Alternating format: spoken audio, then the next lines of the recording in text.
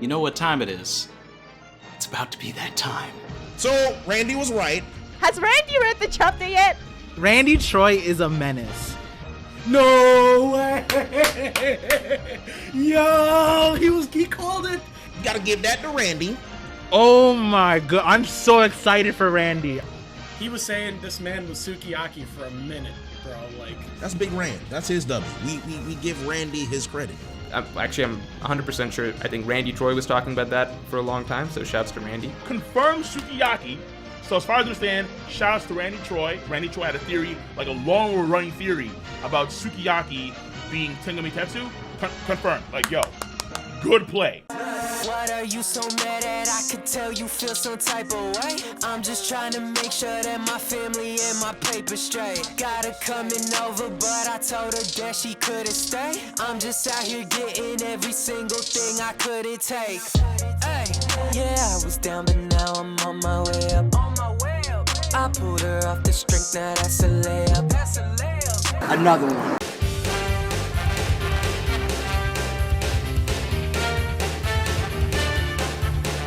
Damn, son, where'd you find this?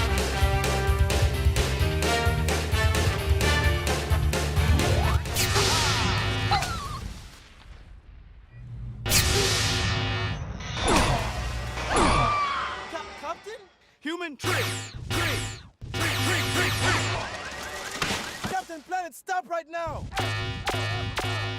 My heart, it hurts. Savage. And we're back. One Piece, chapter 1053. And might I just say, top 10 chapter of the series. No cap. And why would it be, right? Our boy is finally a Yonko. Officially. 903 is already in probably my top 5. And probably really high in my top 5. I loved chapter 903. When Luffy got dubbed the 5th Emperor of the Sea. But there's no 5 anymore. That game is over. Our boy made it. We made it. Just soak it in. Soak it in. I gotta retire this bounty that's over here. I gotta visit my guy at Comic-Con. I gotta get myself the new one. Oh man, they really put the Gear 5 photo on there.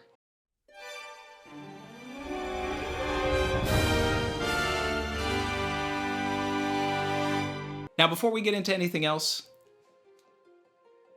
it's time to collect some W's. Now, my headcanon is that she's off looking at poneglyphs, and I think that it's very possible that Tengyama Hitetsu is giving her the tour. Another one. I don't want Ryokyugyu to be a good guy. I want him to be bad. Let's have Sakazuki really have a dog in his pocket. Another one. Oh, Randy! Randy, you're probably right. Randy in the chat. It's definitely not going to be Kid or Law. There has to be some kind of twist with it. You know what? Another one. Is it going to be Buggy? He's got territory, right? We were talking about that during the stream. Another one. And Luffy's at, I don't know, 3 or something. Another one. Now this ties into the question of who is Tengyama Hitetsu? Kozuki Sukiyaki. Yes. In the scene where Woden actually approaches Orochi about that exact thing, he gets no answer on his father's whereabouts. The only way that this theory works for me is if Sukiyaki was held captive to be tortured by Orochi and by Higurashi for the crimes against the Kurozumi family, perhaps in an underground part of the castle next to his collection of Kokeshi dolls. I mean, all we do is win, man. You know that. Now, why is this great for the story, right? I know that I've seen the community upset about this. Oh, another guy that's alive. Well, this was telegraphed right from the start. We saw in his Oda box, he was a Kokeshi doll collector. Brook found Kokeshi dolls in where the poneglyph room was, and it seemed like maybe someone may have been chained down there, right? Then we go to the Woden flashback, and we see Sukiyaki playing with Kokeshi dolls. This is a layup. But even more than that, Oda loves the theme of fallen kings. Gonfall fell from his perch as god, and was replaced by Enel, who believed himself to be a god.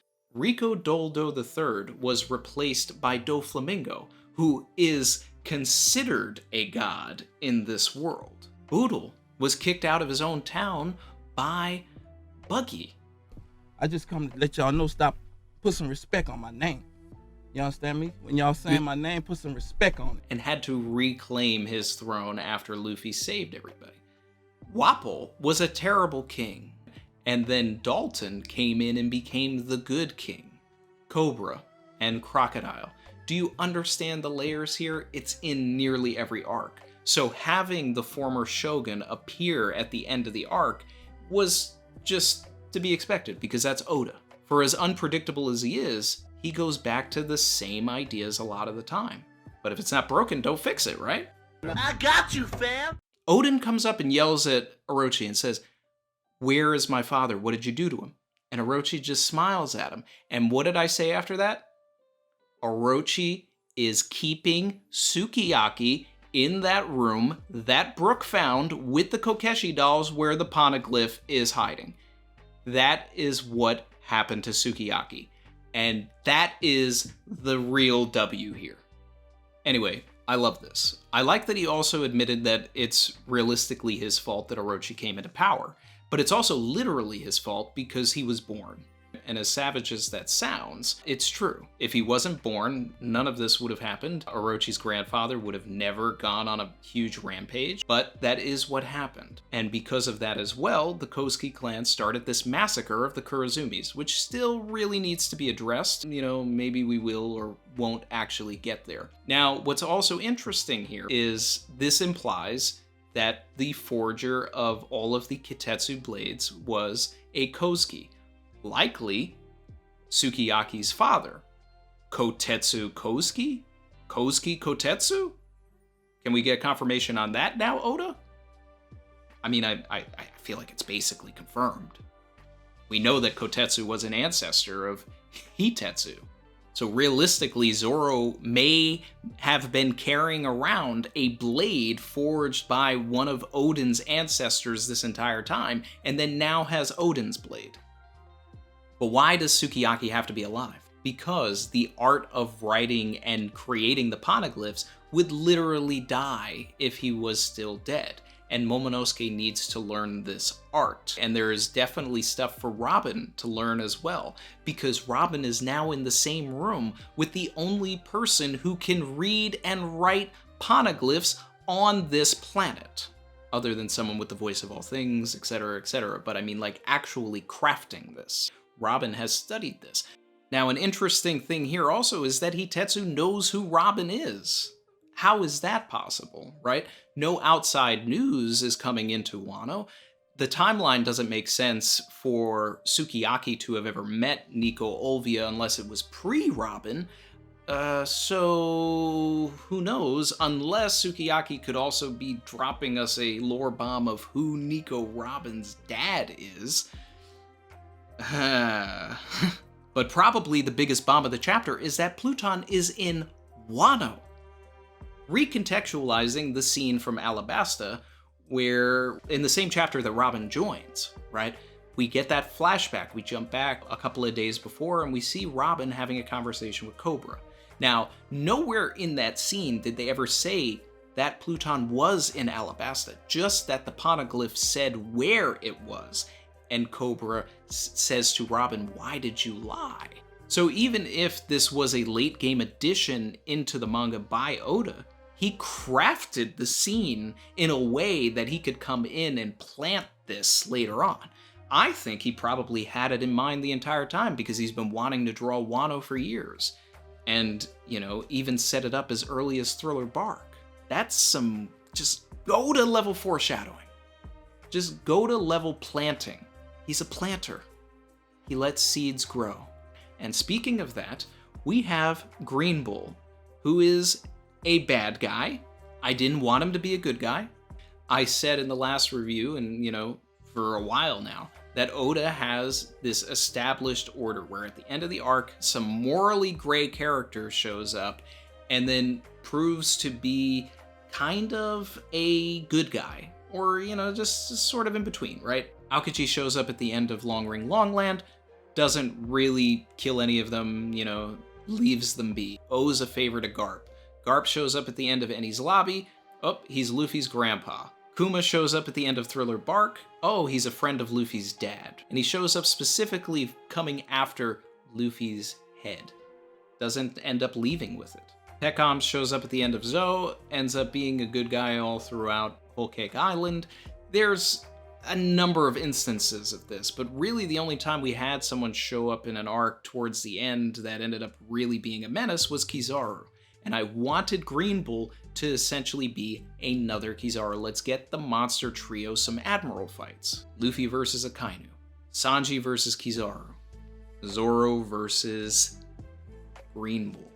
And Ryokyugyu is a swordsman at that. Alright, some people are saying he has a black blade. We don't know if that's the sheath, but if it is a black blade, it makes sense. I mean, this dude's top tier. Everybody in the One Piece community has been saying, let's get some bodies. We got 3 last chapter confirmed.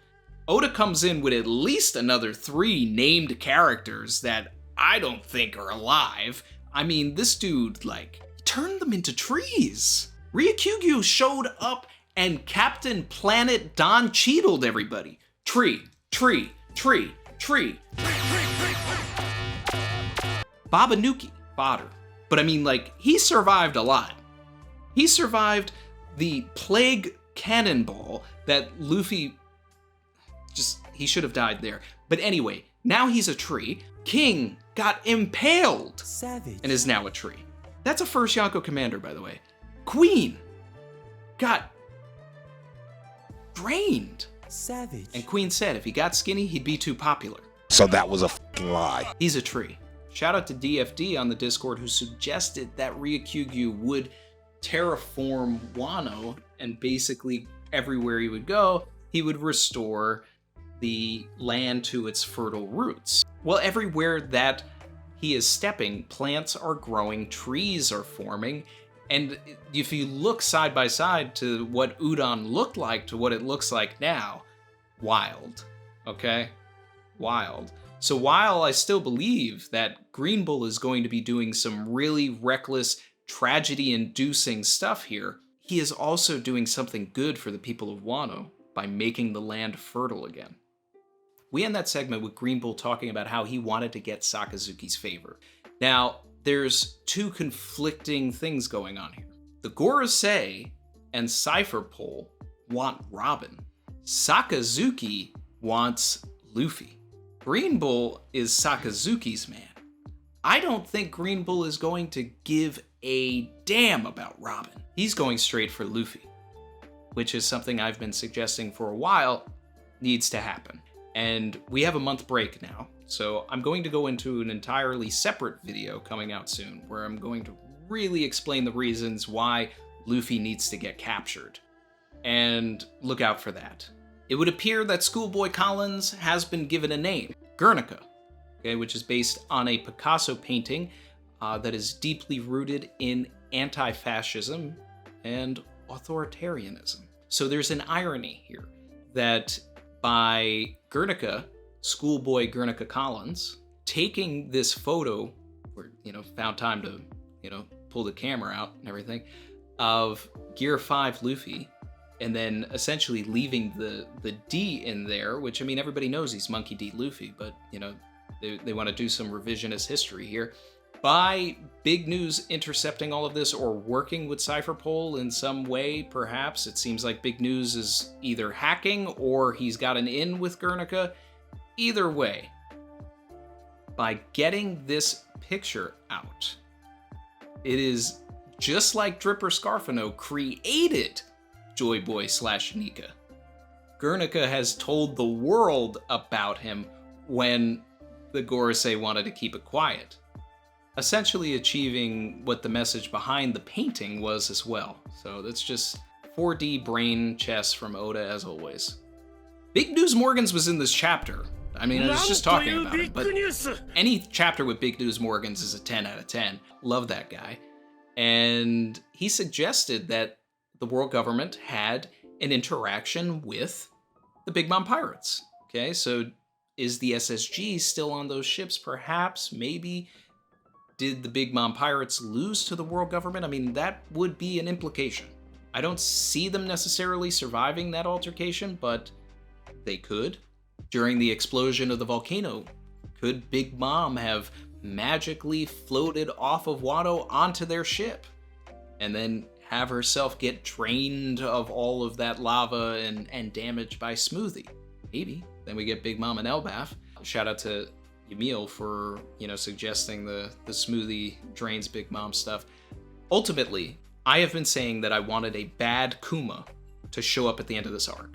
That Kaido and Big Mom would not be it, or Big Mom would be this looming threat at the end of everything.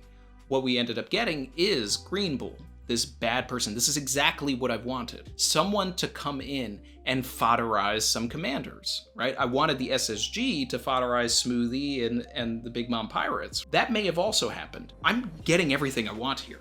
I love this. Greenbull is brutal. This is what we need in the end game of the series. Some brutality. Now let's talk about these emperors. We've got Shanks, we've got Blackbeard, we've got the 3 billion berry man, Monkey D. Luffy, who they wanted to remove the D, but seemingly they've removed an E, if anybody else noticed that. And then we got Buggy the Clown. And of course Buggy is the fourth Yonko. We talked about this. Why wouldn't he be? Volume 25 cover. But beyond that, this is the man who was an apprentice on the Pirate King's ship, who single-handedly started a riot in Impel Down and escaped this impenetrable prison, who showed up to the Paramount War and battled the 3 admirals and survived, picked a fight with Whitebeard, broadcasted the entire war when Sengoku didn't want it, established himself as a broker for the underground, basically taking over Doflamingo's territory, seemingly survived all of the vice admirals that came to pick him up. Buggy's a menace. I'll drill y'all. Stop playing with my name. I ain't gonna say it no more. I really need to see Buggy sailing away in his ship and a known pirate getting scared because they see Buggy. Like, could you imagine, even if it's like someone like Capone, like Capone sees Buggy's ship and it's like, oh, I need to move away. That is an emperor. I mean, Capone probably wouldn't be shaking at his boots, but I need someone Capone level. People are upset that Luffy's got a bigger bounty than Blackbeard. What have I been saying? We don't know what Blackbeard's been up to. I guarantee you Blackbeard's got the biggest bounty out of anybody in the Emperors right now. Unless Shanks. Shanks might still be above Blackbeard. But I'm willing to bet Blackbeard, whatever he did during this time, he's above everybody. Oda would not create a scenario where Luffy is above Blackbeard at this stage of the game. He just wouldn't. Unless he is still, in his 2 billion range, right? But then we're going to find out what Blackbeard is up to right now, and then they're going to reissue Blackbeard's bounty, and it's going to be, in the high 4s or maybe even 5. Because ultimately, we need to get to that 5.6 for Luffy. Roger was 5.5 billion, 5.6 is Gomu. Luffy's endgame bounty is going to be 5.6. But doubling his bounty to 3 billion makes sense. Law and Kid sharing the same bounty, kind of weird. Think they should be beneath, but, hey. Kid's bounty looks really great. Law's bounty, Oda could have done a better job on that, but we still have it. I still think that when we get the full news of everything, the world government is going to associate Kid and Law as extensions of Luffy, and that's why they're not Yonko. But of course Buggy would be the last one. It's just the most Oda level troll that we could possibly have. He became a warlord by accident. He's now an emperor by accident. Or is he? We don't know what happened yet. Buggy's goal is Captain John's treasure. What if Captain John's treasure is something that really has the world government shaking in their boots? What if Captain John's treasure is an ancient weapon and Buggy literally has an ancient weapon right now? What if Buggy has Uranus? Probably not, right? But when we saw him looking for Captain John's treasure before he got intercepted and taken to Impel Down, right? He was on a skull-shaped island. People have been bringing this up for a very long time. And then, of course, Blackbeard is on a skull-shaped island. This is the same island that Rox was on, and now Blackbeard has it as his territory. What if Blackbeard wasn't there? Buggy found the island, Blackbeard had Captain John's treasure? Perhaps, maybe, but the world government took it as Buggy picking a fight with Blackbeard and taking over his territory. That would just be wild and totally Oda level. Dawn Knight sent a message where he was talking about how interesting it is that the former Yonko system was basically set up with 3 former members of the Rock's Pirates, right? And then Shanks. And then now what we essentially have are 3 people that are connected to Roger, because Buggy and Shanks were apprentices on Roger's ship. Luffy has Roger's hat, and then we have Blackbeard as the outlier, the black sheep. It's all intentional. The only thing missing in this panel is a goat in the center, but I can fix that. That's better. There was a lot of fun partying. We had Hiyori featuring Soul King Brook, Moon Princess. That's getting added to the Hiyori collection. You know it. You'll love all of the shamisen hits on the Hiyori collection. Each CD is packed with all of your favorites. An Ode to Odin, Bingo Bongo Bungo, Flying Kick of Love, I'm Secretly Crying Behind My Mask, Moon Princess, and many more. Act now and get a second CD, absolutely free. Call within the next 30 minutes, and we promise to not stab you with a sea stone needle.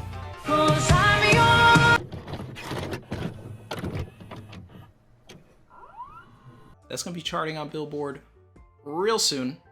We got Ryukyu on his way to the flower capital with his plant fruit. Okay, so there's 2 directions here. Is he going to capture Luffy? Is he going to pull up to Robin?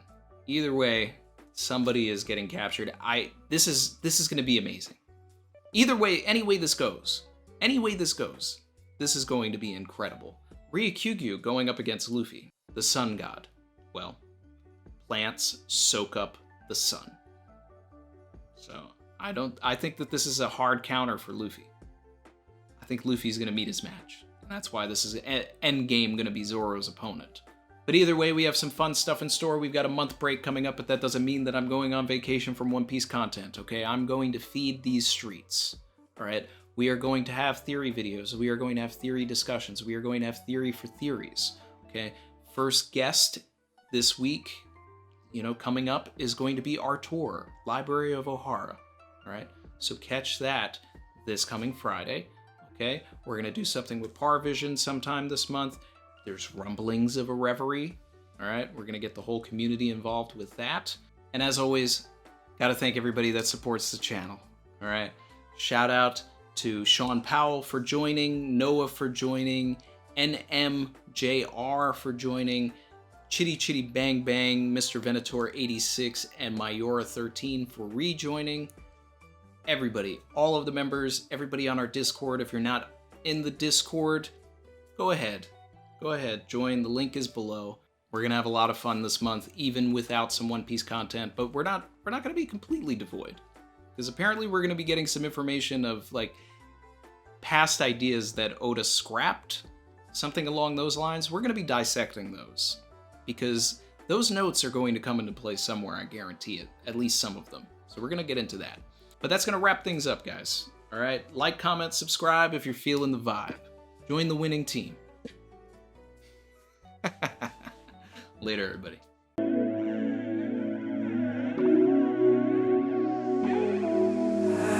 I've been swimming deep, deep. Savage.